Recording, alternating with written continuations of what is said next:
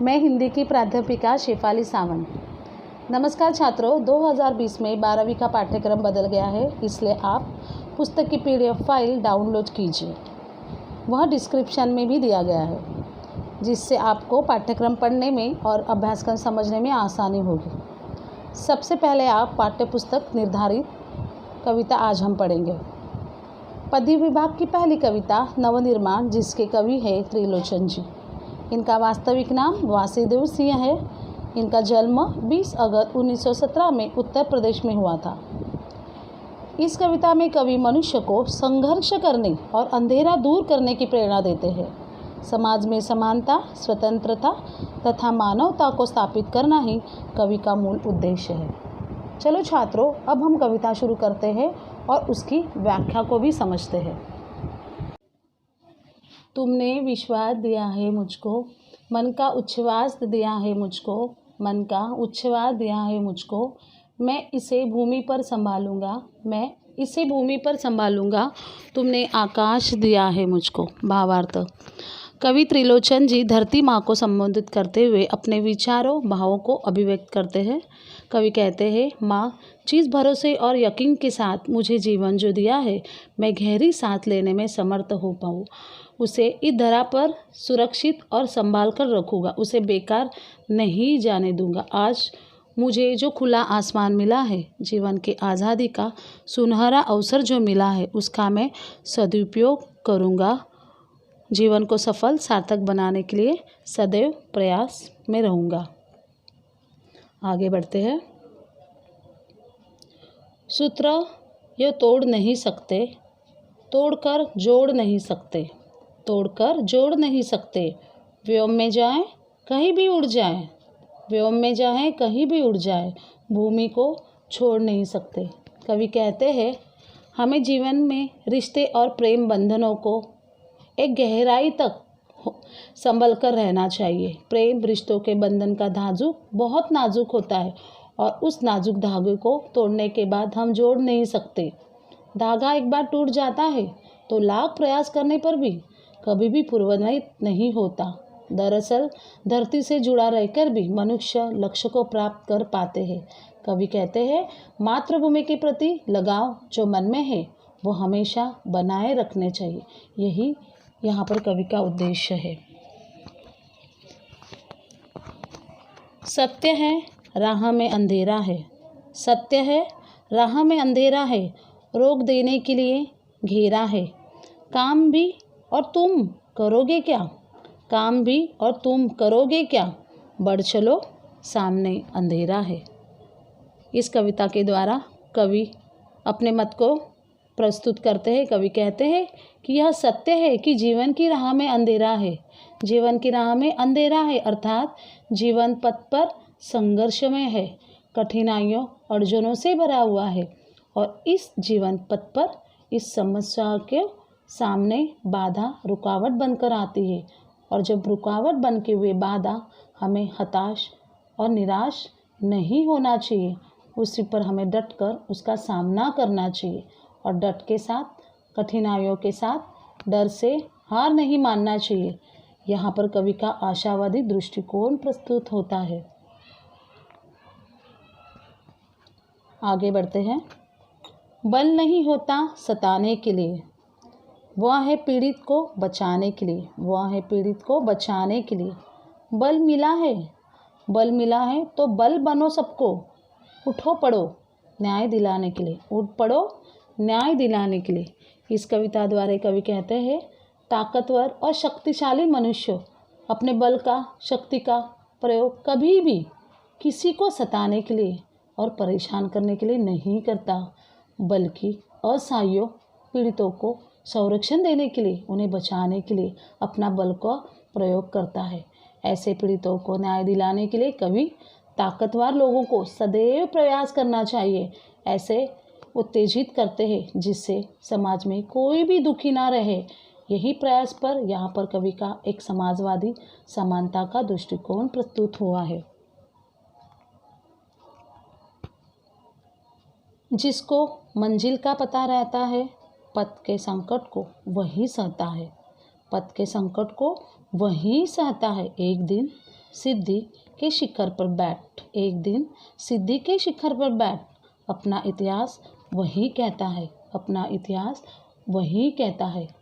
कवि यहाँ पर अपने विचार को व्यक्त करते हैं। कवि कहते हैं व्यक्ति को जीवन का उद्देश्य पता होता है, व्यक्ति को अपने जीवन का उद्देश्य हमेशा पता चलता है, इसलिए मंजिल तक पहुंचने के लिए वो सदैव प्रयास करते रहता है और प्रयास करते करते वो जीवन पथ पर अथवा मंजिल की राह में आने वाली कठिनाइयों, मुसीबतों और समस्याओं का हमेशा सामना करता रहता है। एक दिन विराजमान रहते हुए सफलता के शिखर पर वो बैठे रहता है और उसके बाद संघर्ष करने वाले साहसी व्यक्तियों को उसके गौरव की चर्चा, वर्णन इतिहास में मिलती रहती है। उसी को कहते हैं कर्तव्यशील मनुष्य। आगे बढ़ते हैं। प्रीति की राह पर चले आओ, नीति की राह पर चले आओ, नीति की राह पर चले आओ, वह तुम्हारी नहीं सबकी है। गीति की राह पर चले आओ, वो तुम्हारी नहीं सबकी है। गीति की राह पर चले आओ। इस गीति की राह पर चलने वाले मनुष्य को कवि कहना चाहते हैं हमें प्रेम और नीति की राह पर चलना चाहिए। हमें हमेशा प्रेम और नीति की राह पर चलना चाहिए और उस नेक के साथ चलते चलते हमें साथ अच्छाई के मार्ग पर आगे बढ़ते चलना चाहिए और आगे बढ़ते बढ़ते मिलजुल कर जीवन के साथ जीने में अनोखा आनंद प्राप्त होता है और इसी मिलजुल कर जीवन के आनंद को पाने के लिए कवि गीति की राह पर चलने के लिए कहते रहते हैं।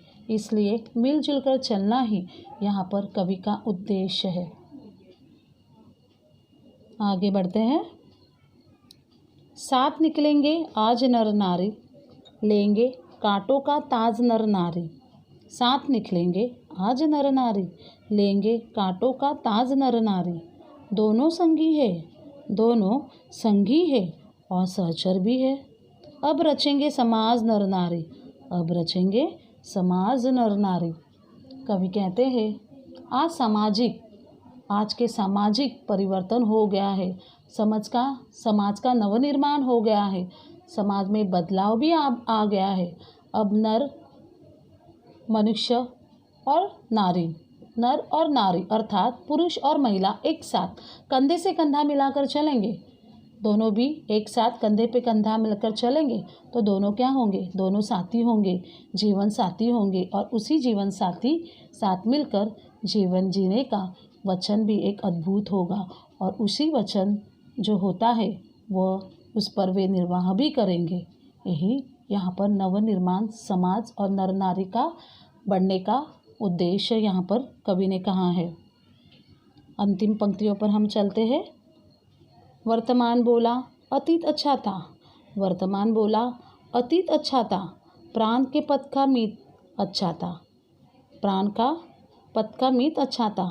गीत मेरा भविष्य गाएगा, गीत मेरा भविष्य गाएगा, यो अतीत का भी गीत अच्छा था, यो अतीत का गीत भी अच्छा था। इस लास्ट पंक्ति द्वारा कवि अपने मत को प्रस्तुत करते हैं और कहते हैं संघर्ष करते समय मनुष्य को आगे का जीवन, आगे के अपने पूर्वजों का जीवन अच्छा लगता था। मनुष्य तो चलते रहता है, चलते चलते अपने जीवन को बिता देता है, लेकिन अपने पूर्वजों को ही वो अच्छा कहता है। क्यों कहता है? क्योंकि उसके अपेक्षा में पूर्वजों से कम मेहनत करनी पड़ती थी और आज का मनुष्य पूरे दिन मेहनत करके भी वो थक जाता है। उनके बीच पूर्वजों के मनुष्यों में उनके बीच में सामंजस्य था, प्रेम था और उसी प्रेम के साथ एक दूसरे के प्रति त्याग समर्पण का भाव भी था। हमें जीवन के किए गए कर्तव्यों का सम्मान करना चाहिए और अपने पूर्वजों का भी सही मायने से सम्मान करना चाहिए। अंत में कवि हमें यह संदेश देना चाहते हैं, उनका मत के अनुसार वो हमें यह बताना चाहते हैं कि अतीत अर्थात उनके पूर्वजों का जीवन भी अच्छा था, लेकिन उन्होंने समाज के उत्थान हेतु संघर्ष किया, अपना योगदान ठीक उसी तरह से दिया जैसे हमने आज वर्तमान समय में दिया है। इसका अर्थ है कि हमें आज पूर्वज के अनुभव को लेके आज के जीवन जीने की शक्ति को हमें पाना है। छात्रों, मुझे पूरा विश्वास है कि आज हमने नवनिर्माण कविता का अध्ययन किया है, वो आप सभी को समझ में आया होगा। Thank you.